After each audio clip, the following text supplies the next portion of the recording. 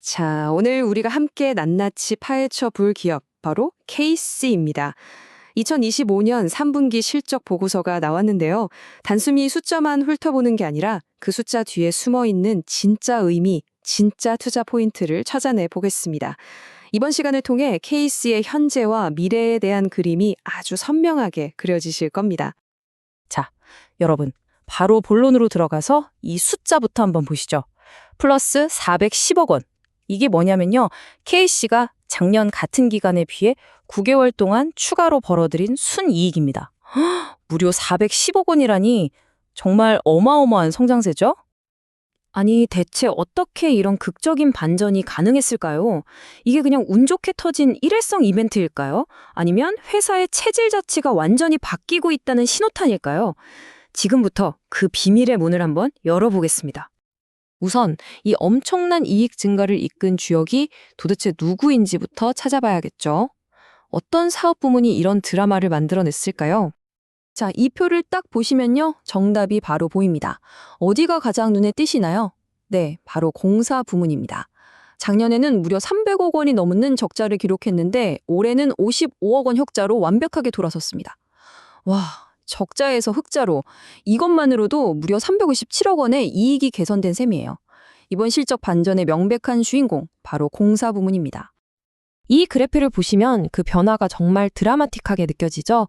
저 깊은 마이너스 302억 원에서 수직으로 솟아올라 플러스 55억 원으로.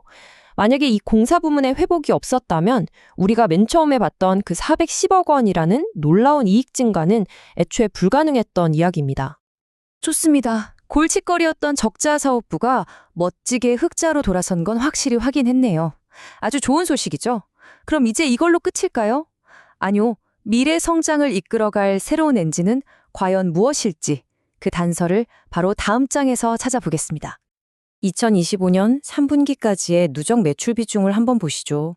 공사 부문이 44%로 여전히 덩치가 제일 크긴 합니다. 하지만 우리가 진짜로 주목해야 할 곳은 바로 여기 25% 가까이를 차지하고 있는 소재 및 부품 부문입니다. 이 부문의 존재감이 무서운 속도로 커지고 있거든요. 여기가 바로 K씨의 새로운 성장 동력입니다. 그러니까 가장 중요한 포인트는 이겁니다. 작년이랑 비교했을 때 매출액이 가장 많이, 가장 폭발적으로 늘어난 곳은 바로 이 소재 및 부품 부문이라는 거죠. 무려 442억 원이나 증가하면서 다른 부문들을 압도하고 있습니다. 이렇게 정리하면 되겠네요. 공사 부문이 실적을 회복시켰다면 소재 부품 부문은 K씨의 성장을 앞에서 이끌고 있다. 아무리 실적이 좋아도 회사의 재무 기반이 흔들리면 그거 다 모래 위에 쌓은 성이잖아요? 그렇다면 과연 K씨의 재무 상태는 얼마나 튼튼할까요? 같이 한번 팩트 체크해 보겠습니다. 20.43%. 자, 이게 바로 2025년 9월 말 기준 K씨의 부채 비율입니다. 보통 우리가 기업 재무를 볼 때 부채 비율 100% 이하면 안정적이구나 라고 하거든요. 그런데 20%대라니요? 이건 재무적으로 굉장히 아주 탄탄하다는 뜻입니다. 그리고 더 중요한 건 바로 이 추세입니다. 작년 말에 22%대였던 부채 비율이 이익이 늘면서 20% 초반까지 더 낮아졌어요. 이건 그냥 안정적이다 해서 끝나는 게 아니라 회사의 재무 구조가 점점 더 튼튼해지고 있다는 아주 강력한 시그널이라고 볼 수 있습니다. 자, 재무 구조가 탄탄한 것까지 확인했습니다. 그런데 여기서 진짜 중요한 질문이 하나 남았죠. 투자자라면 반드시 던져야 할 질문입니다. 그래서 돈은 실제로 잘 벌고 있는 거야? 아무리 장부에 이익이 찍혀도 그게 진짜 현금으로 들어오지 않으면 의미가 없거든요. 네, 다행히도 그 대답은 그렇다입니다. 보고서를 확인해보니 영업활동으로 벌어들인 현금이 장부상 순이익보다 오히려 더 많았습니다. 이건 정말 긍정적인 신호예요. 회사가 벌어들인 이익이 단순한 회계상 숫자가 아니라 실제 회사 통장의 현금으로 차곡차곡 쌓이고 있다는 뜻이니까요. 이익의 질이 아주 좋다는 거죠. 자, 이제 과거와 현재를 넘어서 미래로 한번 가보겠습니다.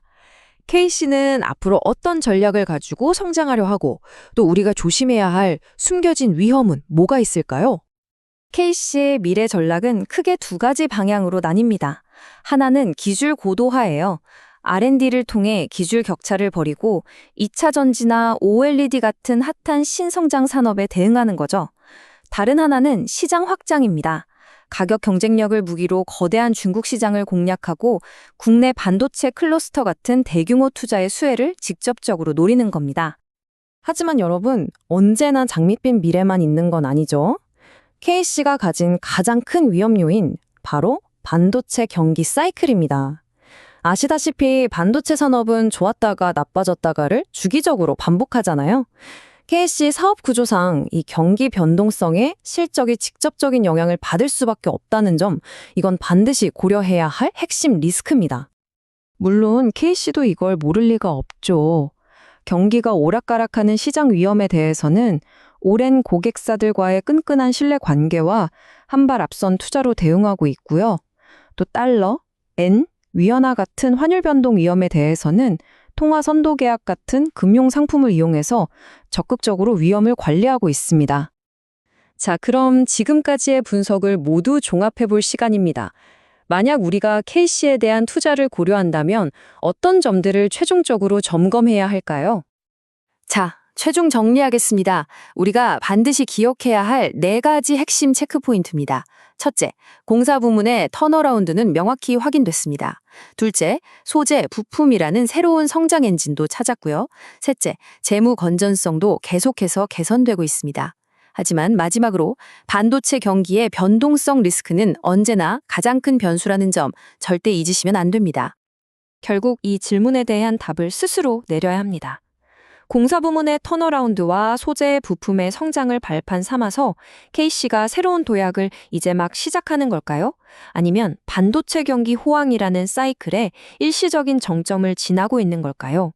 이 질문에 대한 여러분의 판단이 곧 성공적인 투자로 이어질 것입니다.